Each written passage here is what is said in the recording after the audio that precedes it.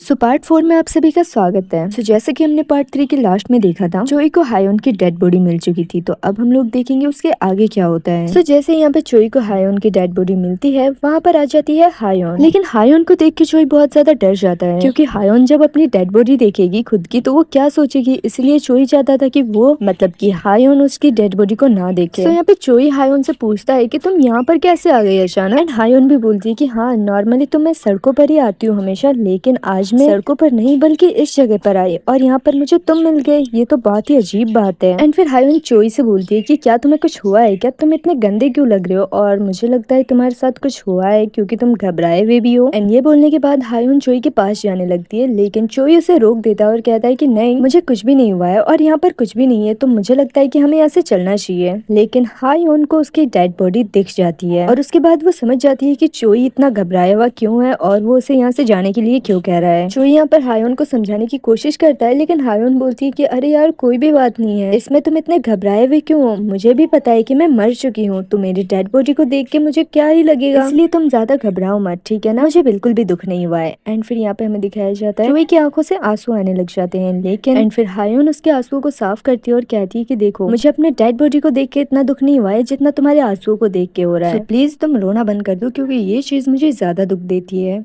And फिर scene shift होता है, हमें दिखाया जाता है चोई ने पुलिस वालों को सारी खबर दे दी, जिसके बाद वहाँ पर आसपास पुलिस आ गई और उन्होंने अपना काम शुरू कर दिया एंड डेड बॉडी को भी वहाँ से उठा लिया। एंड फिर हमें दिखाया जाता है पुलिस वालों ने चोई को अपने पास रखा है एंड एक डिटेक्टिव होता है, वो चोई से बोलता है कि क्या मैं तुमसे थोड़ी बहुत और सवाल पूछ सकता हूँ, ये बहुत ज्यादा जरूरी है क्योंकि मैं एक डिटेक्टिव हूँ। सो डिटेक्टिव उससे पूछता है कि मैंने सुना है तुम तो बस यहाँ से गुजर रहे थे, तब तुम्हें एक बॉडी मिली है ना। चोई बोलता है हाँ, तुम बिल्कुल सही कह रहे हो, लेकिन वो डिटेक्टिव बोलता है कि अगर तुम यहाँ से सिर्फ गुजर रहे थे तो तुम अपने साथ मिट्टी खोदने वाला फावड़ा क्यों लेकर आए। एंड चलो ये सब भी ठीक है, तुम फावड़ा लेकर यहाँ पे खुदाई करने आए थे, लेकिन तुमने एग्जैक्टली उसी जगह को खोदा है जहाँ पर वो डेड बॉडी थी। इसका मतलब ये है कि तुम्हें पहले से पता था कि वहाँ पर डेड बॉडी है, इसलिए तुमने वहाँ पर खोदना शुरू किया। क्यों, मैंने सही कहा ना मिस्टर चोई। एंड फिर वो बोलता है देखो, मुझे माफ करो, लेकिन इन सब बातों के बाद तुम पे भरोसा करना थोड़ा मुश्किल है और मैं एक डिटेक्टिव हूँ, तो मेरे ख्याल से इस केस में ऐसा हुआ होगा कि तुमने बहुत साल पहले उस लड़की को मारा होगा एंड फिर यहाँ पर दफना दिया होगा और तुम्हारे किए पे तुम्हें खुद ही बहुत ज्यादा गिल्टी फील हो रहा होगा, इसलिए तुम वापस आए और यहाँ पर खोद कर उस डेड बॉडी को निकाला और पुलिस वालों को इन्फॉर्म कर दिया ताकि वो तुम्हें ना पकड़े। एंड इस बात पे चोई गलती से बोल देता है कि नहीं, उसे अपने लिए नहीं बल्कि उसे हायोन के लिए बुरा लग रहा था, जिसके बाद क्या डिटेक्टिव का शक और भी पक्का हो गया। वो चोई से पूछता है कि एक सेकंड मिस्टर, अभी तो हम लोगों ने पता भी नहीं किया कि ये बॉडी किसकी है, तो तुम्हें उसका नाम कैसे पता चला कि वो हायोन है। जिस पे चोई तो मुसीबत में पड़ जाता है। वो बोलता है ये मैंने क्या कह दिया, अगर मैं इन लोगों से कहूंगा कि हायोन एक भूत बन चुकी है और उसने मुझसे कहा तो ये लोग मुझे पागल समझेंगे, और अगर उसको मैं इस गेम के बारे में बता दूं फिर भी वो मुझे पागल ही समझेगा और मेरा भरोसा नहीं करेगा, तो आखिर मैं करूँ क्या। यहाँ पर हमें हायोन को दिखाया जाता है जो उन पुलिस वालों से कहती है कि देखो, मेरा भरोसा करो और चोई का भी भरोसा करो, वो बस मेरी मदद करना चाह रहा था और कुछ नहीं। लेकिन यहाँ पर हायोन की बातों का कोई असर नहीं होने वाला है, क्योंकि हायोन को चोई के अलावा कोई नहीं देख सकता और ना ही सुन सकता है, तो उसका बोलना कुछ फायदेमंद नहीं रहा यहाँ पर। चोई यहाँ पर बोलता है कि देखो, मेरा भरोसा करो, मैंने हायोन को नहीं मारा है, मैं बस उसकी मदद करना चाहता था। एंड तभी हमें दिखाया जाता है एक इंसान जो कि भागते हुए आता है और ये और कोई नहीं बल्कि हायोन के पापा हैं। एंड वो यही चिल्लाते हुए आया है कि मैंने सुना है मेरी बेटी यहाँ पर है, तो वो कहाँ है। एंड इसके पापा को देख के यहाँ पर हायोन की आंखें भी नम हो जाती है। एंड यहाँ पर हायोन के जो पापा होते हैं वो चोई से जाके बात करते हैं कि हे, तुम ही हो ना जिसने मुझे मैसेज किया था कि तुम्हें हायोन मिल चुकी है। एंड हमें दिखाया जाता है चोई ने उसके पापा से बात की थी कि प्लीज आप हमारे पास आइए, हमें हायोन की बॉडी मिली है और मैं चाहता हूँ कि आप थोड़ा टाइम दीजिए हमें, क्योंकि हायोन आपको देखना चाहती है। एंड हमें पता चलता है कि ये इसीलिए यहाँ पर आया है क्योंकि इसे खबर मिली कि हायोन मर चुकी है। तो यहाँ पे हायोन के पापा सीधा चोई को पकड़ लेते हैं एंड उससे रोते हुए कहते हैं कि मेरी बेटी कहाँ पर है, मुझे दिख क्यों नहीं रही है। एंड तभी जो डिटेक्टिव होता है वो सामने से बोलता है कि अरे मिस्टर, मैं डिटेक्टिव हायोंग चोल हूँ। एंड वो हायोन के पापा से बोलते हैं कि देखिए, मुझे नहीं पता कि आपको किसने यहाँ पर बुलाया है या फिर क्या हुआ है, लेकिन आप हायोन के पापा हो तो मैं आपको बता दूं कि अभी तक हायोन को मारने वाला इंसान हमें नहीं मिला है और फिलहाल शक के दायरे पे मिस्टर चोई है, क्योंकि हमें लगता है कि उन्होंने आपकी बेटी हायोन को मारा है। एंड फिर हमें दिखाया जाता है हायोन को जो कि अपने पापा को टच करती है एंड उसके बाद बोलती है कि पापा देखो, मैं यहीं पर हूँ। एंड फिर वो रोते हुए अपने पापा को कहती है कि आपको पता है कि मैं 2 सालों से एक सड़क पर अकेली रोती हुई चलती जा रही थी और वो सड़क कभी खत्म ही नहीं हो रहा था और आप लोग मुझे ढूंढ रहे थे, यही वजह है कि मैं मर कर भी मरी नहीं और मैं आप लोगों से मिलना चाहती थी, और अब आप मुझे देख ही नहीं पा रहे हैं, तो मुझे बताओ कि मैं करूँ क्या। मैं फिर से अकेली नहीं होना चाहती हूँ, मैं आपसे बात करना चाहती हूँ। एंड हमें दिखाया जाता है ये सब कहते हुए वो काफी ज्यादा रो रही थी एंड उसके खून के आंसू निकलते हैं। बट यहाँ पर हमें चोई को दिखाया जाता है जो हायोन का हाथ पकड़ लेता है एंड फिर वो हायोन के पापा से कहता है कि देखिए हायोन अभी मेरे साथ ही है और वो ठीक मेरे सामने खड़ी है। एंड फिर वो पूरा स्टोरी बताता है कि दरअसल हुआ ये था कि मैं कार से अपने घर जा रहा था और तभी एक खून से लथपथ लड़की मेरी कार के आगे आ गई। पहले मैं काफी ज्यादा घबरा गया था क्योंकि मैं कभी भी ऐसे सिचुएशन में नहीं फंसा था और फिर मुझे पता चला कि वो पहले से मर चुकी है और ये बात सुन के मैं और भी ज्यादा घबरा गया और मैं वहाँ से भागने की कोशिश कर रहा था। लेकिन फिर वो लड़की रोने लगी और बोलने लगी कि प्लीज मेरी मदद करो, मुझे अकेला छोड़ के ऐसे मत जाओ, मैं अकेले नहीं रहना चाहती हूँ। एंड फिर उसने उसका नाम वाम बताया कि उसका नाम हायोन है। एंड उसके बाद से ही मुझे उसके लिए बहुत ज्यादा बुरा लग रहा था, इसलिए मैं बस उसकी मदद करना चाह रहा था और इसलिए मैं यहाँ वहाँ भटका, आपसे भी बात की एंड उसकी डेड बॉडी को भी ढूंढा। एंड फिर वो बोलता है कि देखिए मुझे नहीं पता है कि मैं कैसे आप लोगों को भरोसा दिलाऊं कि मैं सच कह रहा हूँ, लेकिन ये कुछ इस तरीके का है कि मैं मरे हुए इंसानों को भी देख सकता हूँ। एंड उसके बाद जो है उनके पापा होते हैं वो बोलते हैं ठीक है मैं तुम्हारी बातों पे भरोसा करता हूँ, तो बताओ मेरी बेटी कहाँ पर है। जिसपे चोई बोलता है कि देखिए हायोन मेरे ठीक साइड में यहीं पर खड़ी है। एंड फिर जो हायोन के पापा होते हैं वो अपने जेब में से एक गुड़िया निकालते हैं, टेडी टाइप का कुछ, एंड वो उसे अपने हाथ में लेकर बोलते हैं कि क्या तुम्हें पता है कि हायोन इस डॉल के बिना नहीं सोती थी और इसीलिए जब से हायोन गायब हुई है इस डॉल को मैं अपने पास ही रखता हूँ क्योंकि मुझे भरोसा था कि एक ना एक दिन हायोन वापस जरूर आएगी।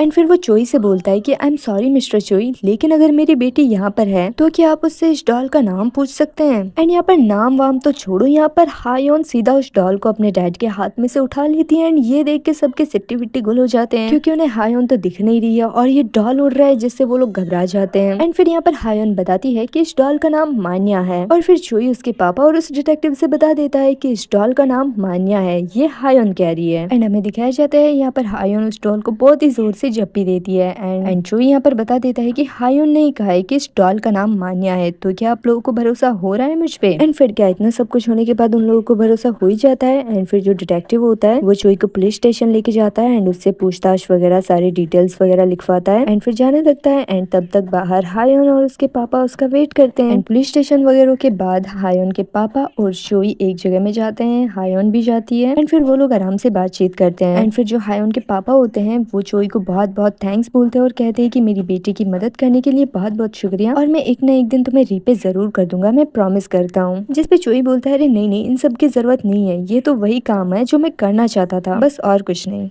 एंड फिर यहाँ पर हमें हायोन के पापा और हायोन के बारे में बहुत कुछ बताते हैं कि वो बहुत ही समझदार बच्ची थी और हायोन जो है उसने बहुत ही बेकार पापा के पास जन्म लिया क्योंकि मैं बिल्कुल बेकार था, क्योंकि हायोन जब तक मेरे पास थी उसे बहुत ज्यादा मेहनत करना पड़ा और बस टेंशन लेना पड़ा और मुझे इस बात का सबसे ज्यादा दुख हो रहा है कि वो शांति से अपनी आंखें बंद भी नहीं कर पाई, मतलब वो सुकून से मर भी नहीं पाई। एंड फिर यहाँ पर चोई बताता है कि हायोन भी आपसे कुछ कहना चाहती है, कि आपको मुझ पे भरोसा है तो मैं उसकी बातें आपको बोलूं। जिस पर उसके पापा बोलते हैं कि हाँ। सो अब जो यहाँ पे बातें हो रही है वो हायोन उसके पापा से कहना चाहती है एंड चोई इन सारी बातों को उसके पापा को बता रहा है। एंड फिर यहाँ पर हायोन कहती है कि मुझे बस इसी बात की सबसे ज्यादा टेंशन हो रही थी कि मेरे गायब होने के बाद मेरी फैमिली किस तरीके से जी रही होगी। सो मैं बस ये चाहती थी कि मैं अपनी फैमिली को अच्छी तरीके से गुड बाय बोल सकूं ताकि उन लोगों को पता चले कि हाँ मैं मर चुकी हूँ और वो लोग मेरा वेट ना करें। हायोन यहाँ बताती है कि मुझे पता है कि मेरे डैड मुझे नहीं देख सकते, लेकिन मैं बहुत ज्यादा खुश हूँ कि मेरे डैड कम से कम मुझसे मिलने के लिए यहाँ तक आए तो सही। एंड यहाँ पर हायोन अपने डैड को बहुत ज्यादा थैंक यू कहती है और वो बोलती है कि मैं आपकी बेटी बनकर बहुत ज्यादा खुश हूँ। उसके बाद वो कहती है कि देखिए मैंने सुना है कि अपने मम्मी पापा से पहले मर जाना इससे बुरी चीज और कोई हो ही नहीं सकती और इसीलिए मैं आप लोगों से माफी मांगती हूँ कि मैं आप लोगों से पहले मर गई। एंड इसलिए हायोन कहती है कि देखिए अगर ऐसा सच में होता हो कि मैं वापस जन्म ले सकूं तो मैं चाहूंगी कि हर जन्म में मैं आपकी ही बेटी होकर जन्म लूं। क्या आपको ये मंजूर है कि मैं हमेशा आपकी ही बेटी होकर जन्म लूं। जिसपे उसके पापा बोलते हैं कि हाँ मैं भी ये चाहता हूँ कि जब भी तुम जन्म लो मैं ही हमेशा तुम्हारा पापा बनूं। एंड इन सब के बाद हायोन बहुत ज्यादा खुश हो जाती है और उसकी आखिरी इच्छा पूरी हो जाती है। तभी हमें दिखाया जाता है चोई को जिसके फोन में एक मैसेज आता है कि हायोन की जो आखिरी इच्छा थी वो पूरी हो चुकी है, अब उसकी आत्मा जो है वो इधर उधर नहीं भटकेगी और उसे इस दुनिया से अब मुक्ति मिल जाएगी। सो हायोन अब जा सकती है, लेकिन उसका दिल चाहता है कि वो अभी भी यहीं रुके और अब ये तुम्हारी चॉइस है कि क्या तुम हायोन को भेजना चाहते हो या अपने पास रखना चाहते हो। जिसके बाद चोई हायोन की तरफ देखता है एंड सोचता है कि अब मैं क्या करूँ। हायोन को भी यहाँ पर पता लग चाहता है कि अब टाइम आ चुका है कि उसे वापस जाना चाहिए, मतलब उसकी आत्मा को मुक्ति मिल चुकी है। लेकिन यहाँ पर हायोन चोई से पूछती है कि अब मैं क्या करूँ, मेरी आत्मा को मुक्ति मिल चुकी है लेकिन मैं इस तरीके से वापस नहीं जाना चाहती। एंड तभी सिस्टम चोई को नोटिफिकेशन देता है कि क्या तुम उससे डेट के लिए पूछना चाहते हो। तो सवाल ये बनता है कि आगे अब चोई क्या करेगा, क्या वो हायोन को अपने साथ रखेगा या इस गेम को यहीं पर ओवर कर देगा। तो अगर आप लोगों को जानना है कि आगे क्या होगा मुझे कमेंट करके बता देना कि आप लोगों को पार्ट 5 चाहिए कि नहीं। और अगर ये वीडियो अच्छी लगी आप लोगों को तो लाइक कर देना ताकि यूट्यूब मेरे वीडियोस को आगे तक पहुंचाए। सो अब मिलते हैं नेक्स्ट वीडियो में, तब तक के लिए बाय बाय।